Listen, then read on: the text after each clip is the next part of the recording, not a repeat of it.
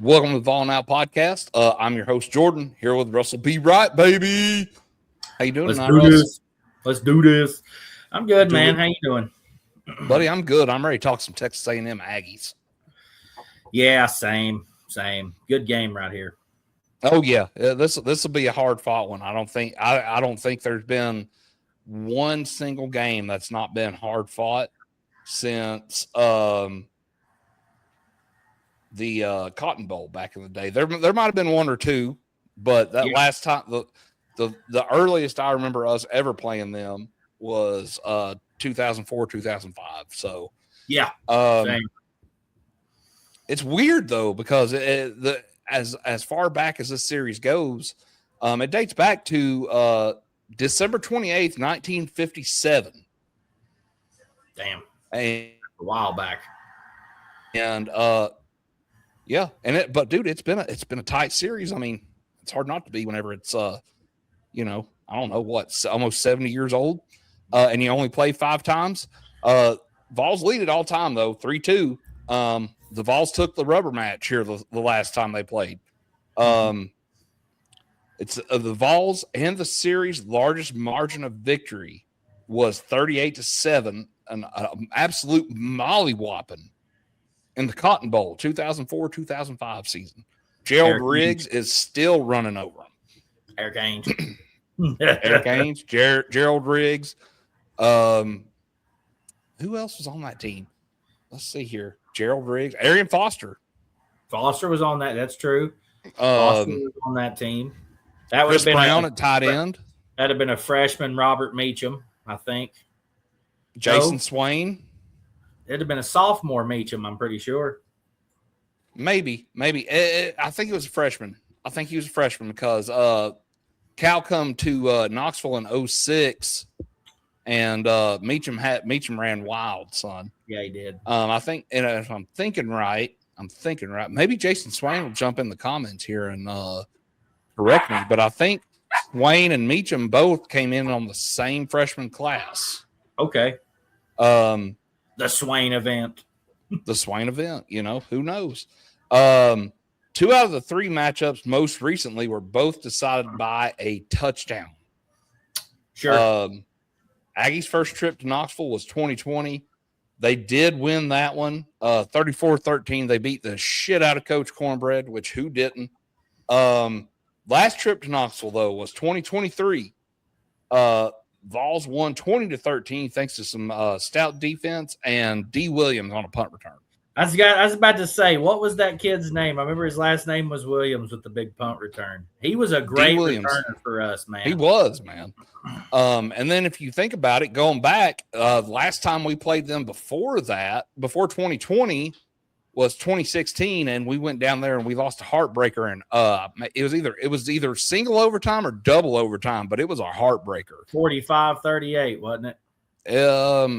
It might have been. I want to say we came into that game undefeated. We were coming off of the Hail Mary to Georgia.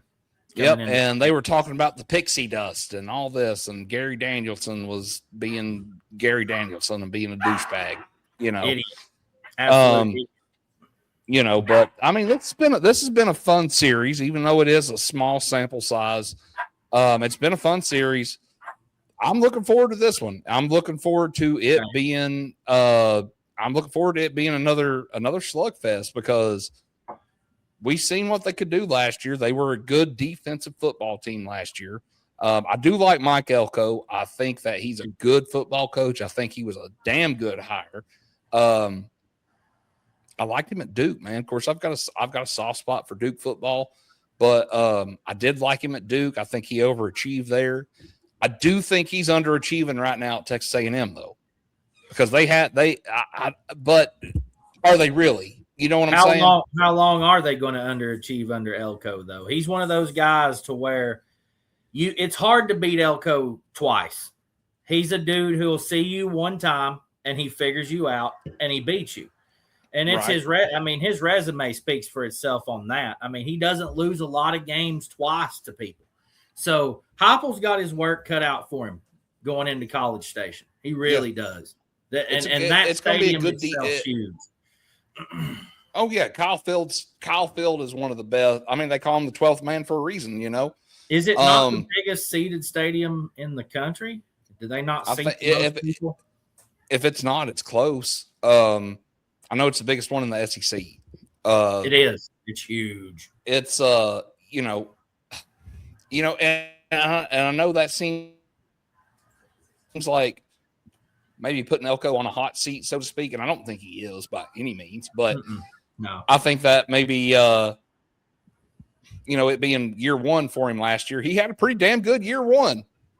Sure, he did. I mean, didn't they go to the playoffs last year? Or were close? One of the two? They did go to the playoffs last year. Did A&M go to the playoffs last year? Let's look. Hang on. Let me double check. I don't know if they did or not, Jordan. I don't think they did. Because God knows you had to have James Madison come in and get absolutely mollywopped in the first round instead of having, a team like Texas A&M that could have contended. Hold on just 1 second. We will make sure and look.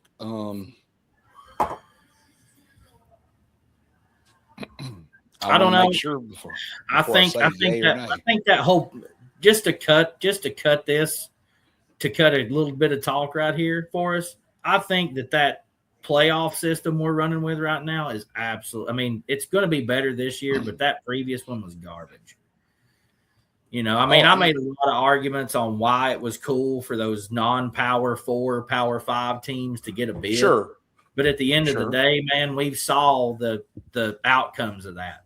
There's none of these teams that's going to play like Boise State in 06. Okay. Well, NIL, plain and simple.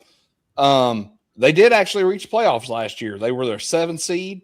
Hosted their first round game at Kyle Field, where they lost. They lost to the Miami Hurricanes, the eventual national championship game. The contenders, I should say, runner up. 10-3. They lost that game 10-3, and that's why I thought. And if I remember correctly, the weather was wild that game. The wind was crazy. That's why it was so low scoring. It was 10-3. I want to say Texas A&M had a couple of shots at putting one in the end zone and just couldn't do it. Could not do it. I do remember that now. Good season on Elko's part last year. Oh yeah, shit. I mean, how could you say anything different for a first-year head coach nonetheless? Seventh in the national rankings to end going into the playoffs. You got a home playoff game. Yeah, you didn't win, but I mean, the loss isn't bad when you see the grand scheme of how everything played out. I mean, it wasn't like Indiana ran through Miami either, right? Like Miami was a good team. Miami had a shot in the national natty. They're a good team this year too, but so is Texas A&M. Texas A&M is, I would venture to say, probably the best team in the SEC. Yeah, I mean they've got a whole roster, special teams, offense, defense. That's the best team in the SEC. They've got a strong case for it. And Elko's good on offense. That's part of why that's part of why he was so good at Duke. And he had talent at Duke. I mean, yeah, he did. Duke was really good with Elko as their guy. It wasn't like Duke was a pushover team. No, they were contending for ACC championships every year. So it's this is going to be an interesting game. This is going to be it's going to be a big game, especially if we're sitting at the same record that we sit here and we've predicted so far. Granted, we have big losses. We have different losses. Mine's definitely worse than yours. But it's there. So I think we're sitting top 10 in the country with my loss. I think we're sitting 20th, maybe a little higher with yours. I still think we're a ranked team at this point. I think if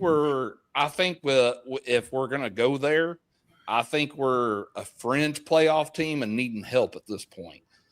Because if Arkansas is as bad as you think they're going to be and probably as bad as what they really are going to be, we're going to be sitting 15-18.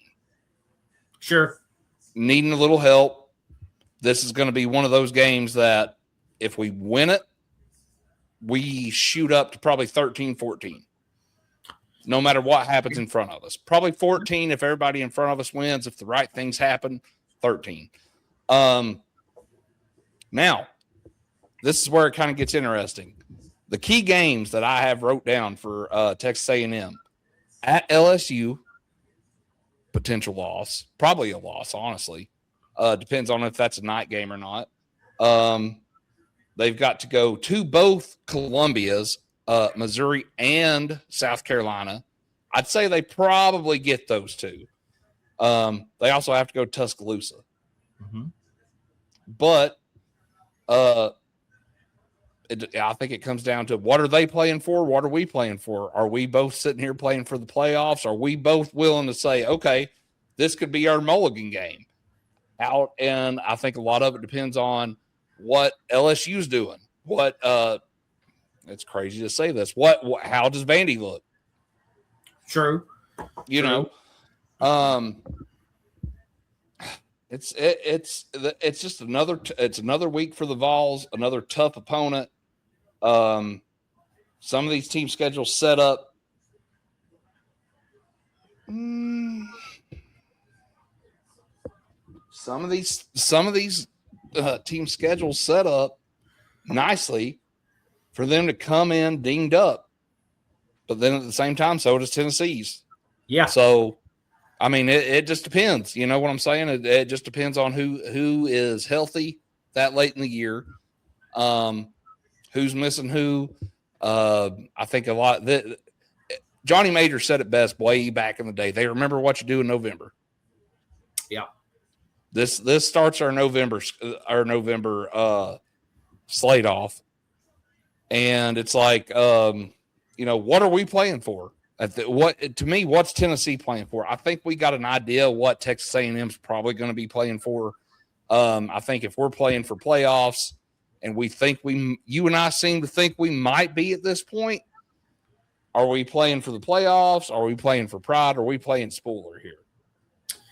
Well, I mean, and here's the thing. I think in the previous preview that we had, I had forgotten that I have 2 losses on the schedule for us already because I have us marked down for Texas and Bama.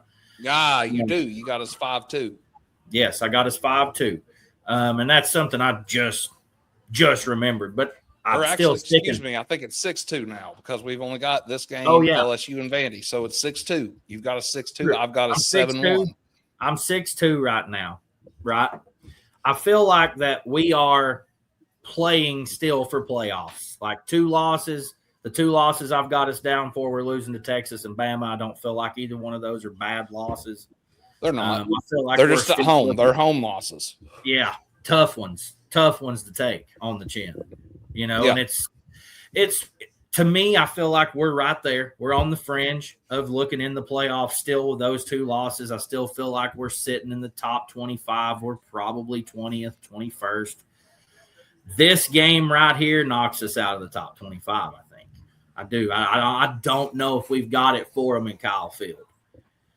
I don't think it knocks us out of the top 25. I'm super nervous about this one. Now, if we're 6-2, go ahead, Russ. I'm sorry. You're fine. You're fine. On the flip side of that coin, I do feel like Texas A&M's undefeated coming into this game. I do. I think they're going to drop one of those 4 road games. I think they probably it's going to be Bama or LSU. They could possibly drop both of them. But if I had to pick out of the 2, I would say probably Bama, just because I don't trust Kiffin. Kiffin always loses a game every year he shouldn't. I think that's kind of where we're at. I don't know, man. This is a hard one because there's a good chance we're playing Spooler, and there's a good chance we're playing for the playoffs. I don't necessarily think we're going to be just playing for pride. No. I think at this point pride's a different thing than positioning yourself for a good bowl game. I could see us playing for a good bowl game here at this point in the season because we could very well have 3 losses. And those 3 losses would be Bama, Texas, and probably Auburn. I'd venture to say the talent at South Carolina could get us before Auburn. I mean, either one of those is likely. God willing, Shane Beamer figures out how to run a play system down there. No, I don't think he will. Can't see it for the Pit Vipers. I see us at 5-2. I mean, I'm going to stand on that ground coming into this, or 6-2. I could see it. I could see it. I just see us there, man. I know I'm overranking us a little bit, but I just don't know. I just don't think that we lose to an inferior Arkansas team. I don't think we get beat by Shane Beamer, and I definitely don't think we're getting beat by Georgia Tech. I shouldn't have to explain why I don't think we're getting beat by Furman or Kennesaw. If we're no, I don't disagree with you. By no means. It's just it's going to be. This is one of those games where I think this game right here is going to determine where we end up in the postseason. Sure. I agree. I 100% agree with that. So that's kind of where we're at. What do you got on this one? What do you think? What do you think's going to happen? I mean, we got to control again. I know I sound like a broken record on here, but we've got to control time of possession against this team. We got to keep Elko's offense off the field. We've got to make him make defensive decisions that he's not comfortable making. We've got to put them in a hole early. We've got to take the crowd out of this thing, because if we let that crowd linger along past the second half, we're in trouble, big trouble. That being said, I don't foresee us being able to do that. This is a tough road environment. Heupel's not great on the road. It's been his thorn. This is the toughest road environment I think we'll see for a majority of the season, probably the entire season. Give me Elko and the A&M Aggies. Score prediction. Give me A&M 34-17. Okay. I mean, I could see it. I mean, that's not real. That's not unrealistic. I'm gonna agree with you on this one. You're gonna have us 6-3. I'm gonna have us 7-2. And again, it goes down to Heupel winning on the road. That's my biggest thing. I don't think it's a talent thing. I don't think they're that much more talented than we are. I don't think they're better coached than we are. But at the end of the day, it comes down to Heupel on the road and how he calls plays, and he calls scared on the road. Man, we'll come out like a flat, and we come out playing not to lose. This team right here will beat us. They're good enough. They'll beat us to death. They're good enough to do it. I'm gonna say this is one of those games where we kind of get brought back down to earth a little bit, and I'll even go as far as saying 35-10. Texas A&M. I can see it. Now, flip side this for me, Jordan, on what you think here. I'll pick your brain. Okay. Say Heupel goes into Kyle Field. Heupel pulls out a win. Do we put the road bug to bed with a win for Heupel here? No. That's always going to be a thing. Okay. It's always going to be a thing for him. And it's not. I do think it helps. I mean, obviously, it's not going to hurt. Sure. I think it helps. I think that, maybe it gives you a little bit more confidence going on the road later on. If we're on even footing with people, 2022 proved it. I mean, we emptied out Tiger Stadium, and they wanted to complain, it wasn't a night game. We didn't have time to get drunk enough. Yeah, blah, blah, blah, blah, blah. Yeah, you did. You coon asses drink all fucking day, or all freaking day. Like, plain and simple. Don't even go there. That's just that's a cop out. It is.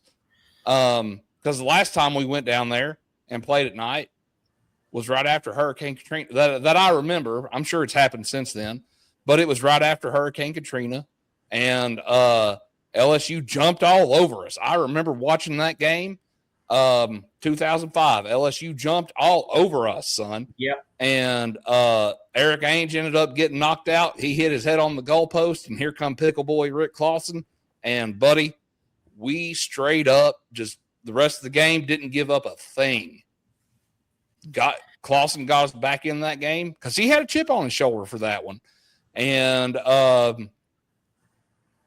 come back and won. So Hurricane number 2 hit that city in a matter of days. Ooh, you savage.